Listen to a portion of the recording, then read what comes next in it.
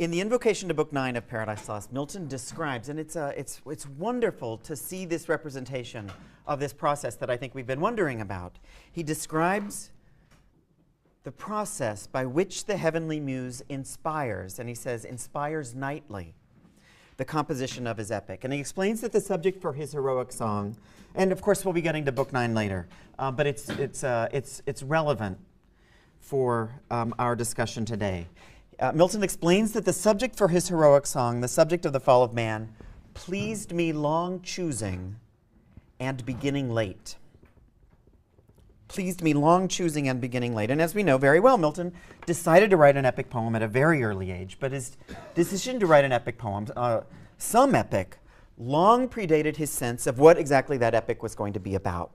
He was long in choosing the subject of his heroic song. And as we know from all of, and we've encountered a number of them, all of those protestations of delay, Milton began his epic late.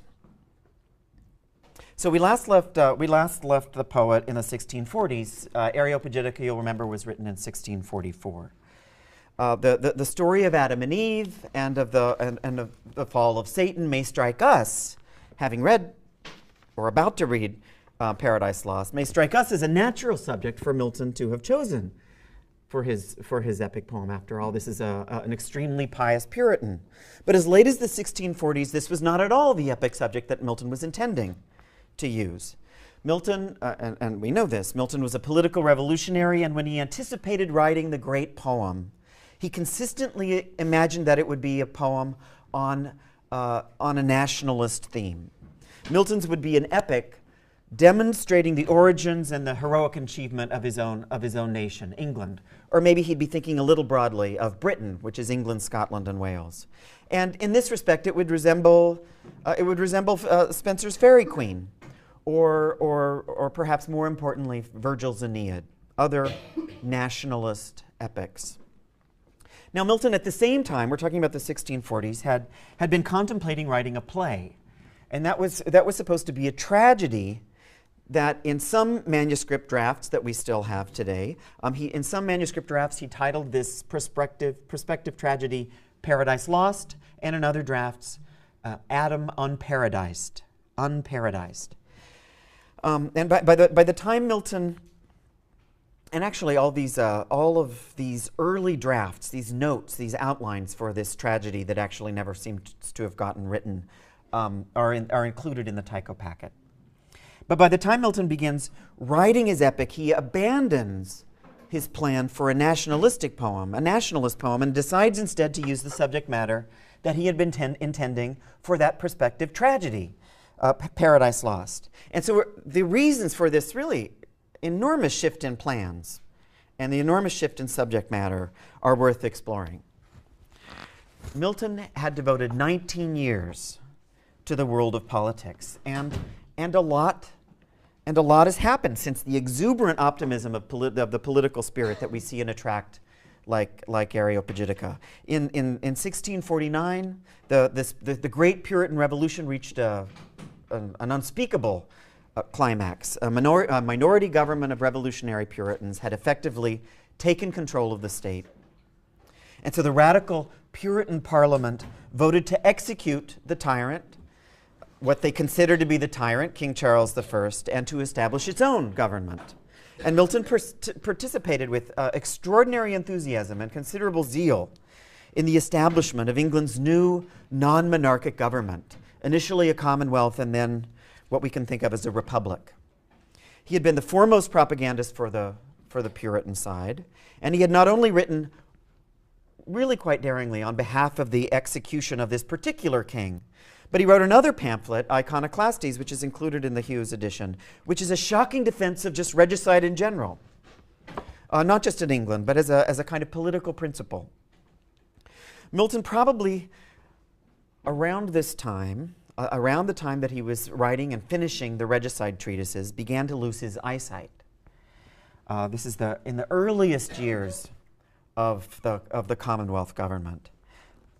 Nonetheless, even blind, Milton served the new regime as both a state licensor, and I won't even get into the irony of the fact that Milton seems to have actually become the licensor of printed text that, of course, he had 7 or 8 years before so utterly abhorred in the Areopagitica.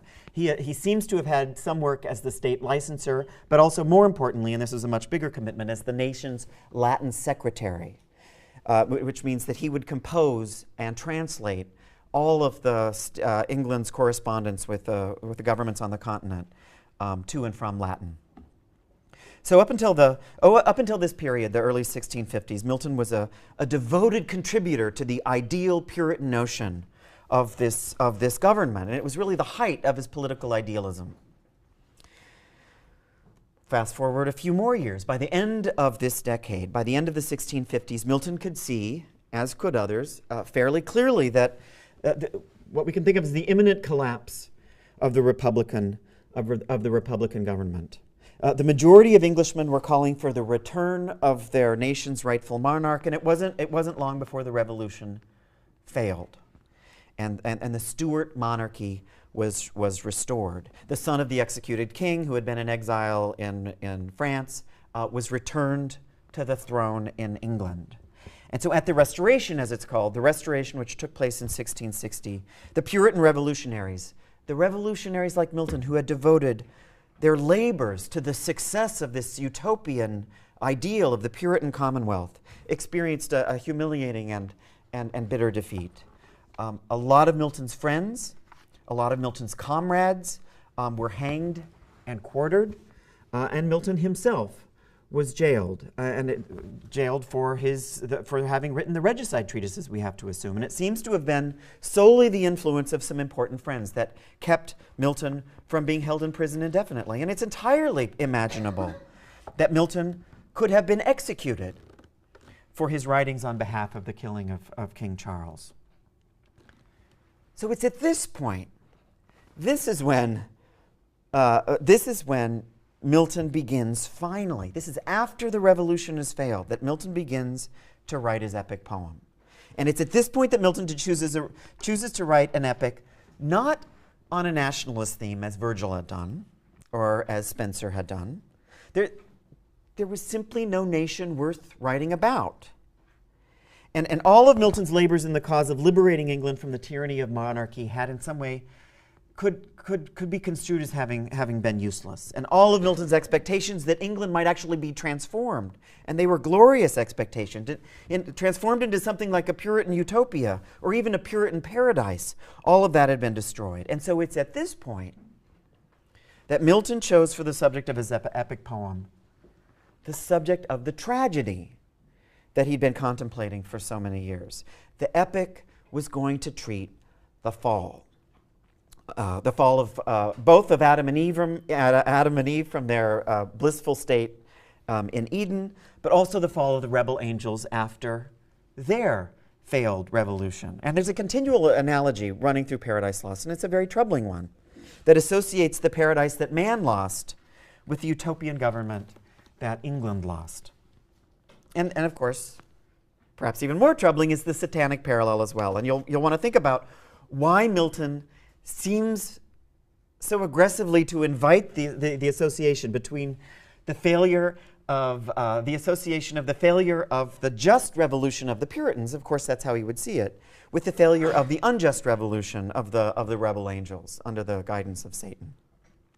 Milton began writing his epic poem too late to celebrate a virtuous political realm. It's too late for this to be a political poem. But Paradise Lost is late for all sorts of reasons. It's late for some personal reasons as well. Milton had been, as you know, anticipating writing this poem since he was at least 19 years old.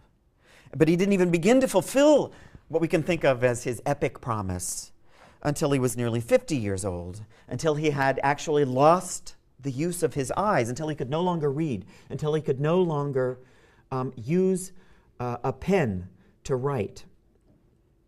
And finally, Milton's poem is late by virtue of the simple fact that it's written in the form of an epic.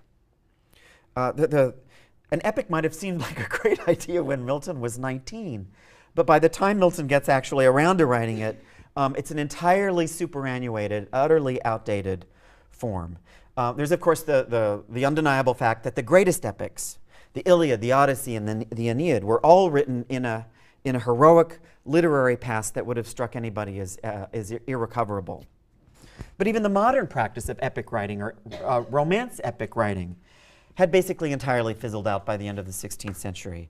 The Italians, I'm thinking of Tasso and Ariosto.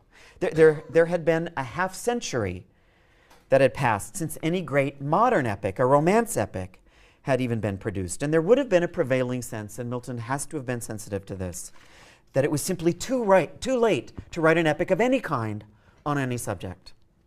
Milton began his epic poem late. So it's in relation to all of these forms of lateness that we can best understand the opening invocation of Paradise Lost. So look at the first lines of the poem. This is page 211 in the Hughes. And Harold Bloom has written, and I think he's absolutely right, that Milton begins Paradise Lost with a powerful defense, a defense against lateness. And you can think of it as this reaction to the problem of lateness that accounts for one of the invocation's most distinctive features, and that's the repetition of the word first. You actually have the word first appearing 6 times in the first 33 lines of Paradise Lost. Just we'll do a little catalog of them. Of man's first disobedience and the fruit. That was line 1, of course. Line 8, that shepherd who first taught the chosen seed. Line 19, thou from the first wast present. Go down to line 27, say first. First heaven hides nothing from thy view. Line 28, say first what cause. And line 33, who first seduced them to that foul revolt. Milton is alerting us to the significance of the word first in the very first line, in this wonderful act of violating the laws of iambic pentameter. Then now the rhythm of a true line of iambic pentameter, and there are, of course, hundreds, maybe thousands of such lines in this poem. A true line of iambic pentameter would run like this. You know this. Da-da, da-da, da-da, da-da, da-da. An unaccented syllable followed by an accented syllable in that little pattern repeated 5 times.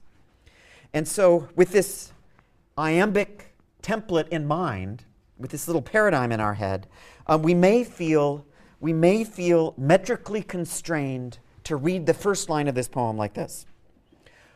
Of man's first disobedience and the fruit. Of man's first disobedience and the fruit. It sounds stupid. It should sound stupid. It's impossible to get away with such an awkward reading. But that's the reading that the metrical form is pushing us into producing. The word first, and the problem with my awkward, metrically proper reading of that first line is that the word first insists on being accented, and it screws up the template of man's first disobedience and the fruit. And so Milton is rebelling against an implicit law of poetic meter in the very first line of what, of course, we know will be this extraordinarily self-conscious poem. And you could think of this as the poem's first, by no means its last, its first act of poetic disobedience. Now the word first begins to take on a much bigger range of significances than we might at first think. When Milton instructs his muse, say first, for heaven hides nothing from thy view, there's something more here than the primary sense of the word, which is just first in sequence.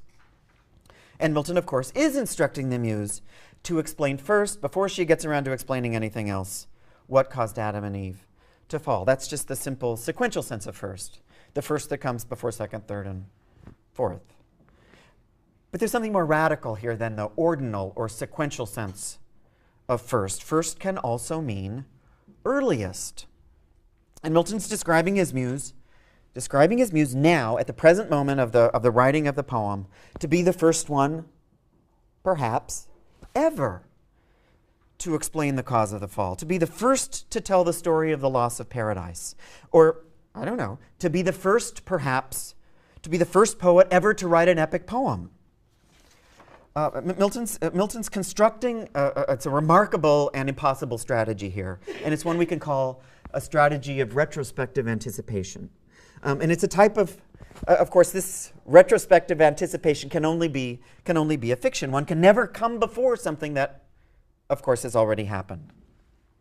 But this fiction of an impossible firstness is something that Milton is working very hard to accomplish here. And we know this. Milton has already indulged this fantasy of coming before something that's already happened. We recognize this desire to anticipate an already existing narrative from what? From Milton's first major poem, the Nativity Ode. Milton directed the heavenly muse in that poem, you'll remember, to come before the three wise men who were hasting to the manger with their gold and their frankincense and their myrrh. Oh, run, prevent them with thy humble ode. Have thou the honor first thy Lord to greet. And I suggest that we can hear some of the echoes. We can hear echoes of that same youthful competitiveness in Milton's first major poem, in these opening lines, in the beginning of the great epic of Milton's maturity. Milton wants to write an epic that in some ways comes before or prevents the great epics of Homer and Virgil. It's safe to say that this is no easy feat. No easy feat, but as presumptuous as that desire is, to come before Homer or to come before Virgil, it's by no means the final sense, I think, of Milton's ambitious drive to be first. Milton invokes the same heavenly muse here who inspired Moses, that shepherd. Look at line 8. Moses, that shepherd who first taught the chosen seed. It's almost as if, could this be? It's almost as if Milton wants to narrate the events of the creation and the fall with the same kind of firstness that Moses did. Milton would, of course, have assumed that it was Moses who had written the first 5 books of the Bible, the Pentateuch. And to prevent or come before Moses is an act of prevention or anticipation far more dangerous than mere literary competitiveness. What's Milton doing here? We could see him as actually vying with Scripture. And implicit in this invocation is a truly remarkable claim that this poem is the same product, is the product of the same divine authority that had informed and inspired the writing of the Holy Bible. Sing, heavenly muse, that on the secret top of Oreb or of Sinai didst inspire that shepherd who first taught the chosen seed in the beginning how the heavens and earth rose out of chaos. Or of Zion Hill delight thee more, and Siloa's brook that flowed fast by the oracle of God. I thence invoke thy aid to my adventurous song. Now Milton doesn't want simply to be an epic poet like Homer and Virgil.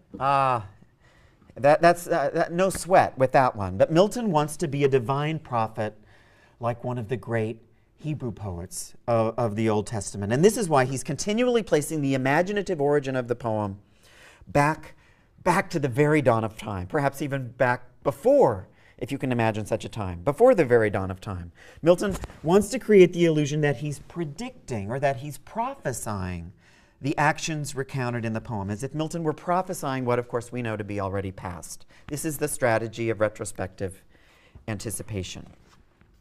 Now, Milton can make this implicit claim for a prophecy because he's being inspired by none other than the divine spirit that had inspired Moses to sing of divine creation. How the heavens and earth rose out of chaos. This is already an outrageous claim. But Milton dares to go even further. Not only is this the same muse who had inspired Moses to write about creation, this heavenly spirit was actually present at the moment of creation. Look at line 17. And chiefly thou, O Spirit, that dost prefer before all temples the upright heart and pure, instruct me, for thou knowst. Thou from the first wast present, and with mighty wings outspread, dove-like satst brooding on the vast abyss, and madest it pregnant. Of all of the appearances of the word first in these opening lines, this is the first that has to bear the most weight. The Spirit to whom Milton is praying was the actual vehicle through which God created the universe. This is the Spirit through whom God fashioned the world out of chaos. This is the Spirit that Moses says in the first book of Genesis, this is the Spirit that moved upon the face of the waters at the time of creation. And Milton goes beyond the image of this creation, this creative power provided for us by the King James translation of the Bible, or by any English translation of the Bible in Milton's time. He looks back even further. Milton goes back to the Latin version of the Bible, which translates the Hebrew word for moved, as incubabat. That's Jerome's translation. Incubate is the strange Latin word. And it's a verb, of course, as we know, it's a verb typically used with relation not to spirits, but to gestating birds.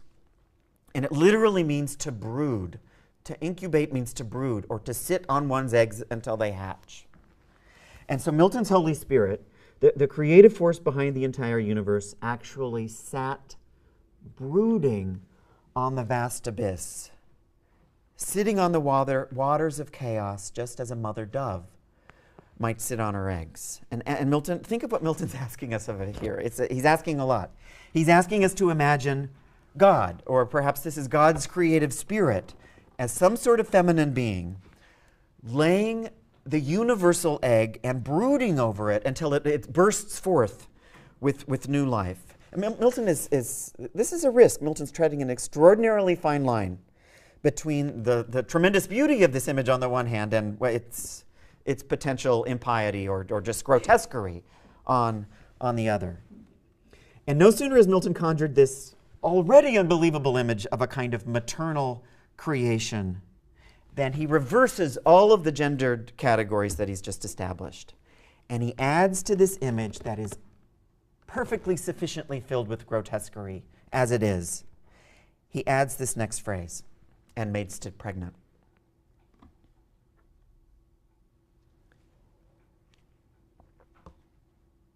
How do we even begin? How do we even begin to appreciate this amazing imagery here in portraying the deity? I would think, if I were to write an epic poem, I would feel that I would be expected to stay within the fairly narrow parameters of religious decorum. Milton had no precedent for this. There's no precedent for this depiction of a god or a Holy Spirit as a kind of hermaphroditic being. And I think it's safe to say that we're intended to be shocked, maybe even repulsed by this remarkable description of the deity. And so I'm hoping you feel something of the shock of these lines, and made stood pregnant. Milton is taking a huge aesthetic risk here. And it's always, whatever you're reading, it's always worth thinking about and considering what the motives might be for such extraordinary literary risk-taking. This image of the curious process by which the heavenly spirit creates the universe is absolutely central. It's central to this poem. And it's central to the poem for two reasons. It's central to Milton's theological vision that will soon establish itself throughout the poem. And it's also, I think, central to his poetic vision, his vision of what a poem is or should be. And so this shocking image, this impossible to imagine image of a brooding impregnation, establishes the foundation for two of this poem's most daring elements. The first is the radical theology, and the second is this poem's equally radical and equally daring original verse form. Let's take the first thing first, the radical theology. It's with, and I'll just look at I'm only able to talk about a small component of Milton's theological daring here. It's with this image of a brooding impregnation that Milton announces the presence in his poem of his most potent, what I think is the most interesting theological innovation that he comes up with here. It seems to be the case that Milton, rather late in his life, has become a monist. He embraces the heterodox idea of monism, or sometimes called animist materialism or vitalism, which is essentially a denial of any distinction between the body and the soul. And so the principle of monism had just introduced itself in England around the mid-1640s. It's been argued, around the time that Milton's writing Areopagitica. And it met with all sorts of opposition. Orthodox scientists, Orthodox Christians, everyone agreed in the 17th century that matter or substance, body, was entirely separate from and distinct from the immaterial, the incorporeal stuff called spirit or soul. And so orthodoxy is definitively dualist. There are two types of stuff, immaterial stuff and matter or body. But Milton insisted that there's no such thing as an immaterial spirit, that was a contradiction in terms. And so everything that we call soul or spirit, even God himself, for John Milton, is bodily. Spirit is merely a kind of bodily form of energy. And God at the beginning of time infused this energy into the entirety of the material world at the creation. So physical life, physical matter for Milton, for the mature Milton, is never lifeless or dead.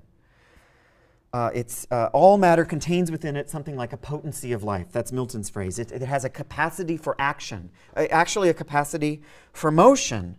And just as books can take on a life of their own in Areopagitica, so all matter for later Milton. Even what we think in our vulgar ways to be inanimate objects, even they seem to have within them something like a potency of life or an infusion of divine spirit.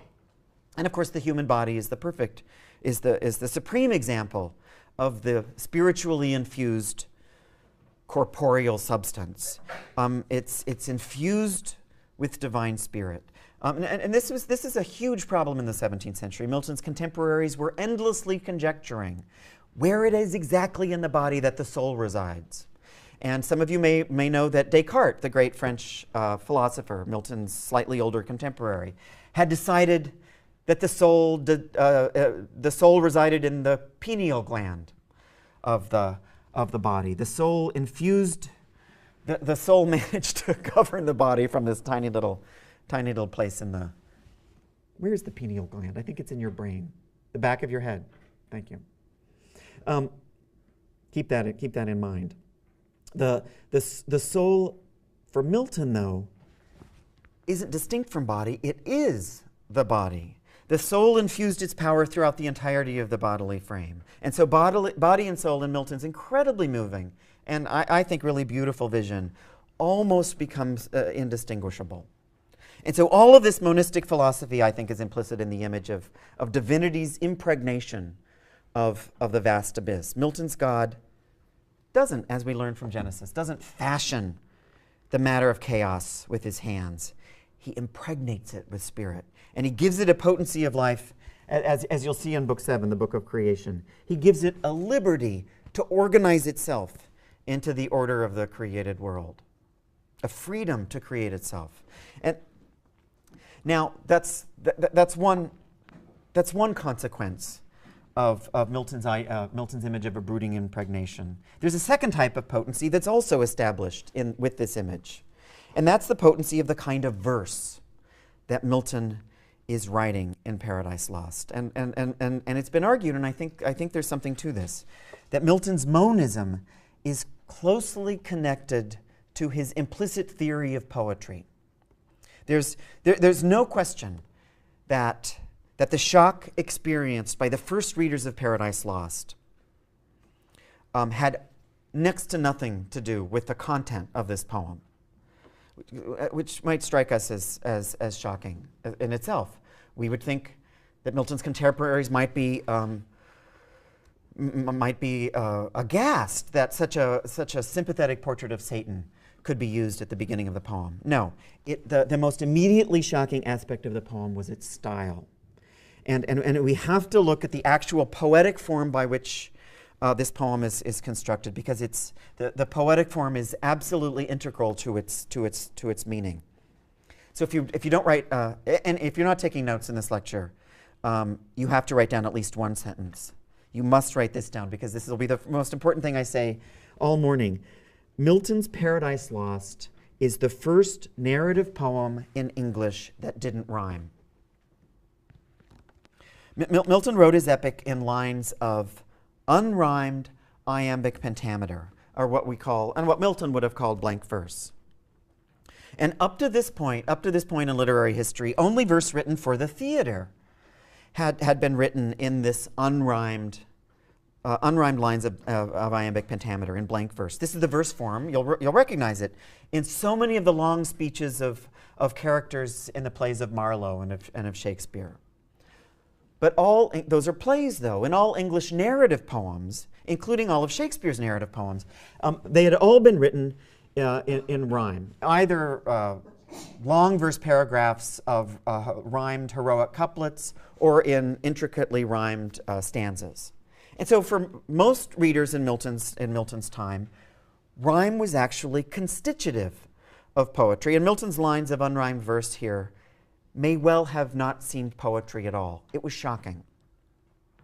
And so there seems to have been something of a kind of outcry about the style of Paradise Lost. And look at page 210 in the Hughes. It's in response to what seems to have been an aesthetic reaction to the poem that the printer of Paradise Lost went back to Milton and asked him to append a note to the book's second printing, append a note that explains why the poem rhymes not. You know, people can't deal with this poem until they can get a handle on why the fact it doesn't rhyme. So Milton writes this and appends it to all subsequent editions of the poem. This is what Milton tells us. The measure is English heroic verse without rhyme, as that of Homer in Greek and of Virgil in Latin.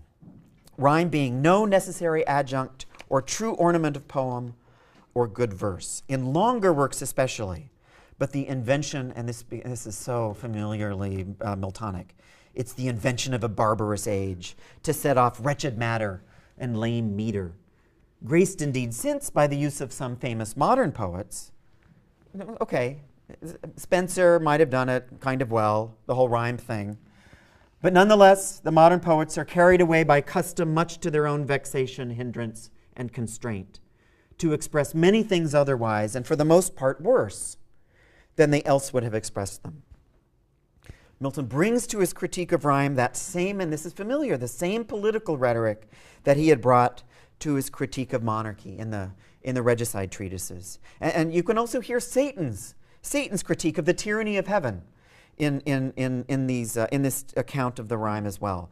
Like kingship, rhyme is a custom. It's an invention of a barbarous age, which a blind and ignorant population will accept only to its own vexation, hindrance, and constraint. And it's always Milton's duty. This is John Milton's, the reason that he was put on this earth, is to liberate a people from any such constraining customs. It's the rhetoric of liberation, this is the rhetoric that permeates all of Milton's political prose. And so while Milton decided against writing an explicitly political nationalist poem, he did see himself as writing a poem that performed some kind of political function. And it performed its revolutionary function in a much more subtle, though, a much more insinuating kind of way. And so at the end of this note on the verse, Milton claims that Paradise Lost is to be esteemed an example set, the first in English, another important first, of ancient liberty recovered to heroic poem from the troublesome and modern bondage of rhyming. It's a wonderful metaphor. Milton's thinking, it's as if Milton is thinking of the poem as if it were a human body. And the rhyme words at the end of the typical heroic couplet, two lines that rhyme at the end, and then another two lines with a different rhyme at the end of those two lines. He's describing these lined rhymes of the poems by his contemporaries, his competitors, as the couplets. The rhyme words function as shackles. I think that's the image here. They're manacles that confine the otherwise vulnerable and tender flesh of the body of the poem. Rhymes are barbarous forms of constraint that impinge upon the true freedom of the body of the poem. And so that's why, Milton explains here in the middle of the note, that's why other cultures have rejected rhyme as a thing of itself, to all judicious ears, trivial and of no true musical delight, which true musical delight consists only in apt numbers, fit quantity of syllables, and the sense variously drawn out from one verse into another, not in the jingling sound of like endings. So Milton refuses to force his poem to make sense through the barbarous mechanics of rhyme, which for Milton reduces all of the spirit, all of the life of a poem, or of a line, simply to that jingling sound at the end of the line. And so in Milton's verse here, sense or meaning is variously drawn out from one verse into another. Sense, the very spirit of meaning, is infused throughout an entire line rather than being singled out and separated or segregated to the end of the line in the form of the rhyme word. So sense in Milton's poetry functions a lot like soul does or spirit does in Milton's theology. And Milton's note on the verse clues us into this intimate connection between his radical poetics of blank verse on the one hand and his radical theology of monism on the other. You can see from the handout that I've given you, I hope you can see from the handout, that I've given you a quotation here from Milton's Christian Doctrine. Yes. In which Milton describes the process whereby God actually impregnates the human body with soul. Nor did God merely breathe that spirit into man, but molded it in each individual and infused it throughout. The divine soul is everywhere in the Miltonic body, the human body. And of course, that means that all human acts are sanctioned by God, including maybe most importantly, the sexual act.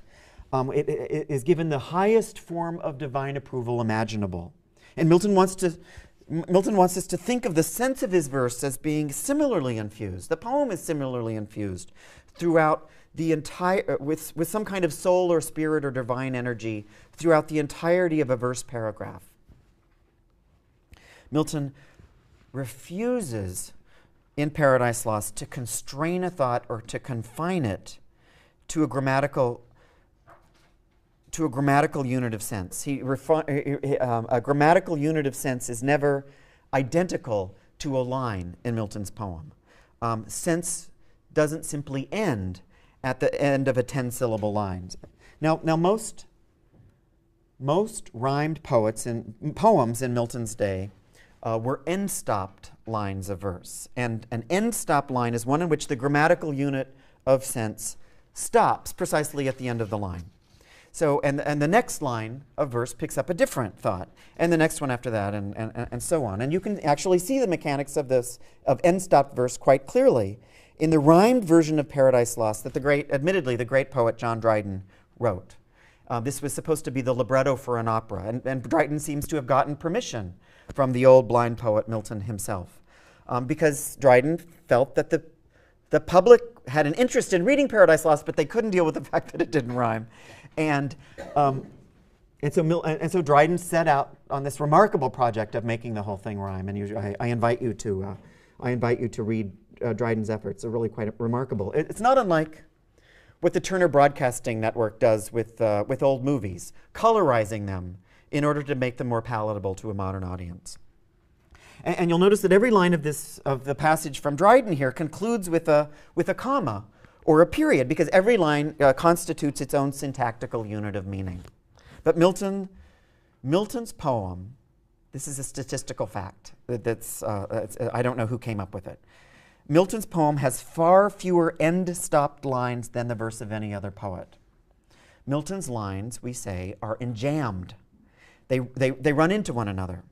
And a syntactical unit for Milton is continually spilling out. It's bursting out of the line and infusing itself into the next line and then into the next and into the next.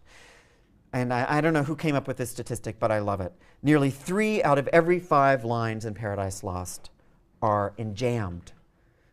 They embrace the practice of enjambment. The meaning or the sense of a verse paragraph is diffused throughout a series of lines. And I think that Milton intends for us to think of the verse in Paradise Lost as he wanted us to think of books in Areopagitica. The lines of Milton's poetry are not absolutely dead things, but they do contain within them a potency of life. So Milton imagined that his own verse was to be read and experienced something like a body. of course, it's a body that enjoys an extraordinary degree of freedom. And it's a freedom that's infused into the creation when the Holy Spirit impregnates the vast abyss. And this is also the freedom enjoyed by the most remarkable, surely hands down the most remarkable of all of Milton's corporeal creatures, and those are the angels. I imagine it sounds strange to hear that Milton is asking us in some way to think of the lines of his poetry as if they were the bodies of angels. But the notion of corporeal freedom is so central to Milton that it actually makes sense in some ways, that Milton would want to attribute it to all of the most original and the most daring elements of his poem. This is an argument that's been developed really quite brilliantly by a great Milton critic, William Kerrigan. So a lot of Book One is given over to as you know, given over to those magnificent catalogs of the names of the fallen angels. As Milton names the demons the fallen angels and catalogs the names that they assumed when they ascended to earth and took on the form of pagan deities. Look at line 423 in Book One. I'll bet you, even if you're reading this for the second or the third time, you were surprised again when you came to this point. Milton's been noting that some of the pagan deities that the fallen angels eventually became were male and some were female. And it's here that Milton, for no explicit or no apparent reason at all, it's here that he provides a little theoretical digression on the stunning flexibility of angelic bodies. And in the context, it is a little gratuitous. Line 423. For spirits, when they please, can either sex assume, or both. So soft and uncompounded is their essence pure, not tied or manacled with joint or limb, nor founded on the brittle strength of bones like cumbrous flesh. But in what shape they choose, dilated or condensed, bright or obscure, can execute their airy purposes and works of love or enmity fulfill. Clearly the angels have bodies here. They're made of matter just as human beings are, but their bodies aren't compounded of separable elements. They don't have joints and limbs or organs or flesh. They're nothing but a strangely embodied form of pure spirit, corporeal spirit. That's a spirit that's been infused through a loosely circumscribed shape. Now we learn later that the fact that these spirits can either sex assume actually comes in rather handy, as the angels are permitted to experience a form of sexual union that far exceeds the miserable coition that creatures like us are forced to perform, the coition founded on the brittle strength of bones, Milton writes.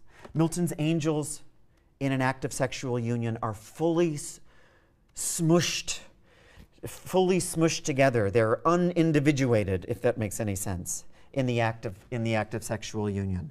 Theirs is the unutterable sexual rush that can only come about through total corporeal enjambment.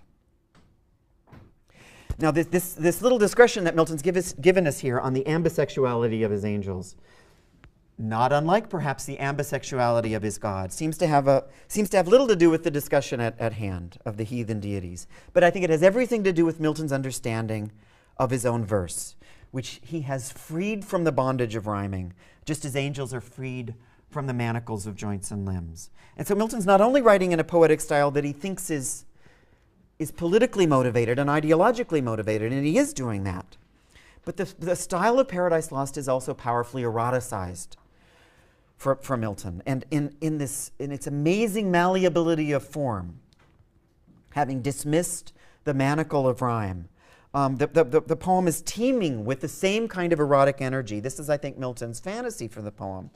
That same energies that charge that image of books in Areopagitica. Let's look at how this an example of this might actually happen. A way in which the verse actually seems to generate this sensation of bodily freedom. Just look at the first line of the poem. Of man's first disobedience and the fruit.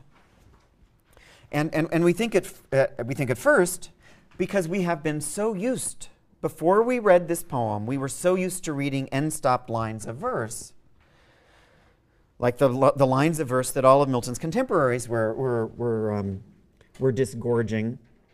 We assume, I think, after the first line, or that the line should be pronounced like this, of man's first disobedience and the fruit, and implicitly of the fruit of that disobedience. As if the line was actually of man's first disobedience and its fruit, the fruit of the disobedience. And we read fruit naturally here as if it meant result or consequence. But we find out, but we don't find this out until we get to the next line, that the fruit at the end of the line is only a kind of temporary resting place. It's a provisional ending. It's not a rhyme word, and so it doesn't constitute the end of a unit of sense, as a rhyme word would in most heroic couplets. That the sense of the sentence pushes us on to the next line, which alters our view of the meaning of the word fruit, of man's first disobedience and the fruit of that forbidden tree.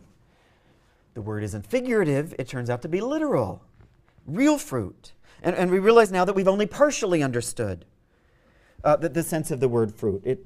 And the combination of our readerly experience of these two lines, first the figurative reading that comes from our habits of reading end-stop verses, and now the literal meaning of fruit that comes from this newly acquired habit of reading in jammed lines, it's the experience of both of these cognitive sensations that provides us with a true signifying experience of what Milton can do with a word like fruit, which is obviously going to be a loaded one in the poem. Look at another instance of the malleability of this verse, a few lines down. The heavenly spirit that didst inspire that shepherd who first taught the chosen seed in the beginning how the heavens and earth rose out of chaos. Now, at first I think Milton seems to mean that the shepherd Moses, inspired by the muse, first taught the Israelites how the heavens and earth rose out of chaos in the beginning.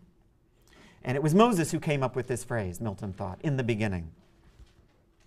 That's the first words of the book of Genesis. But Milton has clearly placed this little phrase, this adverbial phrase, in the beginning in an awkward place. He frees himself, and this is an insight that William Kerrigan has also had. He frees himself from the strictures of conventional syntax, and he places that phrase in the beginning, at the beginning of the line, very strangely and very awkwardly before the how. In the beginning, how the heavens and earth.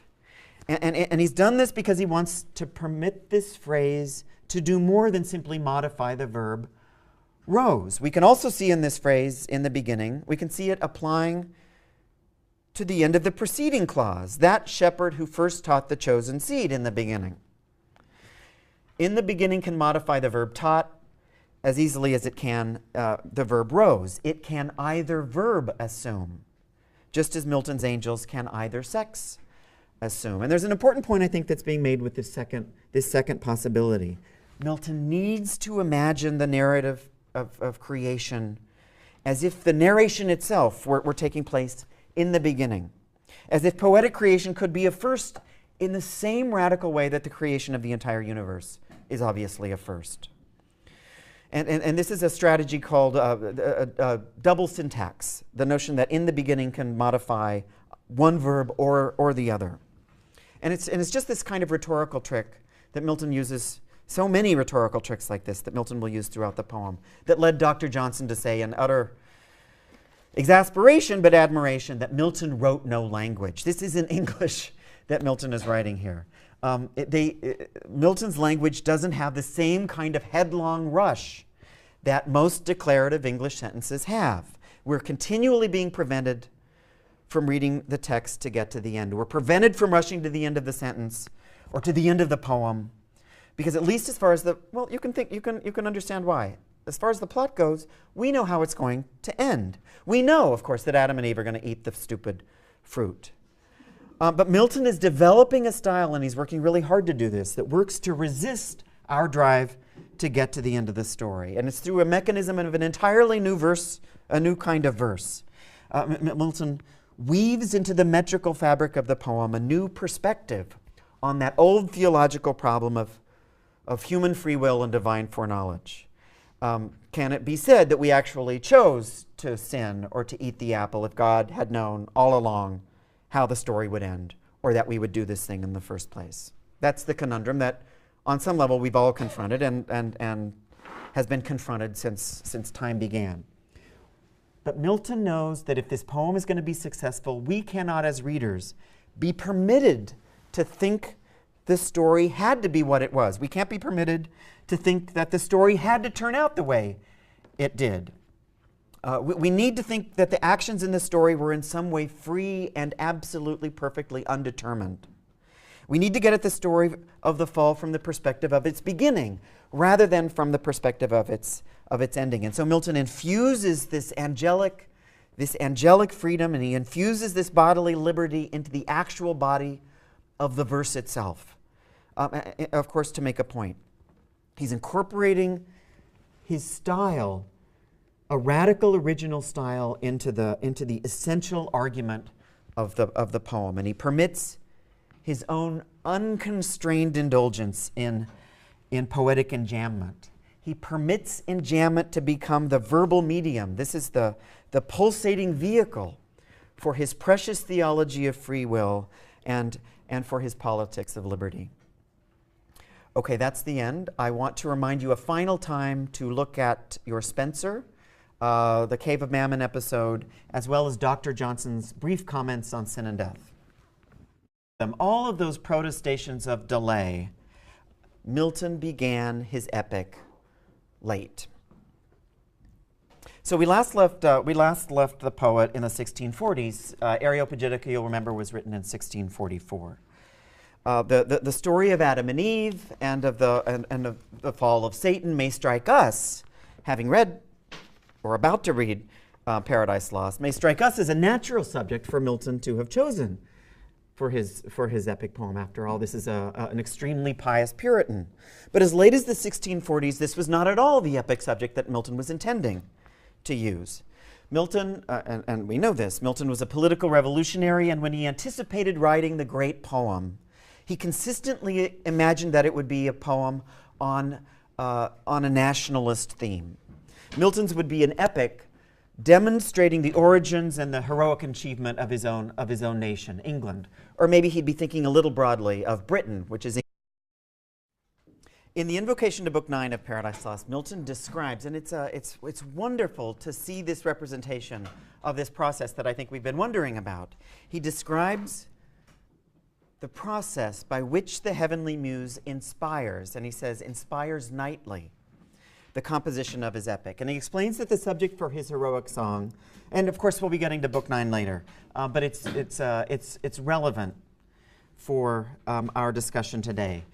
Milton explains that the subject for his heroic song, the subject of the fall of man, pleased me long choosing and beginning late.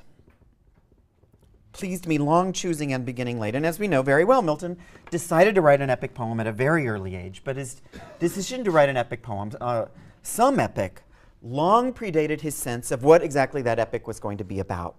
He was long in choosing the subject of his heroic song. And as we know from all of, and we've encountered a number of England, Scotland, and Wales.